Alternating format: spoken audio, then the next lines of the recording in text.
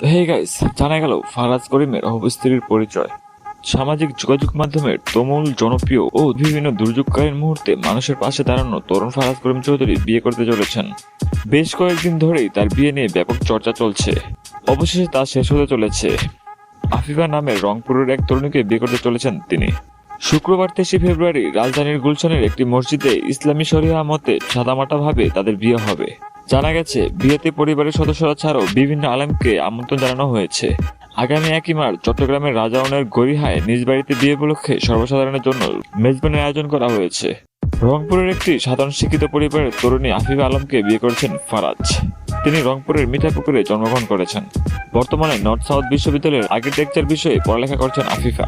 প্রসঙ্গত, ফারাজ করিম চৌধুরী চট্টগ্রাম 6 আসনের 5 সংসদ সদস্য ABM ফজলে কবির চৌধুরীর ছেলে।